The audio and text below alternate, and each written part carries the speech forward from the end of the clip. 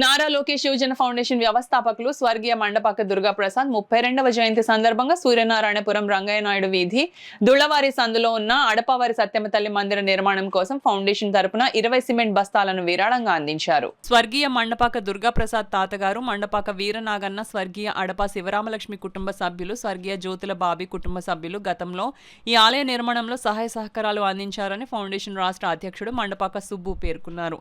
అలాగే నెహ్రూ జయంతి సందర్భంగా బాలలకు పలకలు, నోటు పుస్తకాలు, మిఠాయిలు పంపిణీ చేశారు.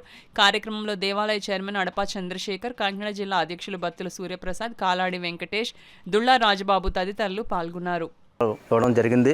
మరి సనాతన ధర్మం కాపాడంలో మరి అడపా చంద్రశేఖర్ గారు మరి ఇక్కడ గుడిని స్థాపించి అనేక సంవత్సరాల నుంచి ఆయన ఖర్చులతో ప్రతి కార్తీక మాసంలో పేదలకు భారీ ఎత్తున అన్నదానం, అనేక సేవా కార్యక్రమాలతో మరి కార్యక్రమానికి మేము కూడా అండగా ఉండడం మా చాలా సంతోషకరంగా ఉంది.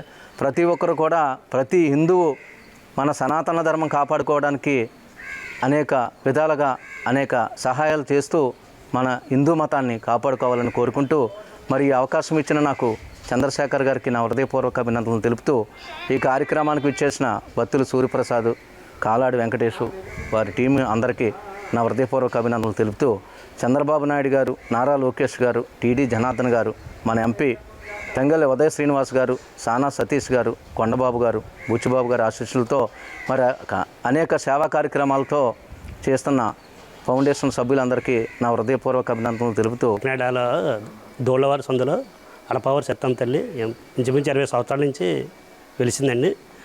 2010లో దాతల సహకారంతో ఈ మందిరాన్ని స్టార్ట్ చేస్తామండి. ప్రతి సంవత్సరం కూడా కార్తీక మాసం 3వ వారంలో పేదలకు అన్నదానం చేస్తున్నామండి.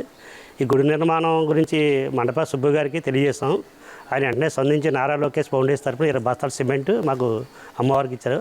అలాగే అమ్మవారి భక్తులు, నాయకులు, అభిమానులు, భక్తులు కూడా ఎవరైనా ఉంటే అమ్మవారి గుడికి సహాయ సహకారం అందించాలని కోరుచున్నాం.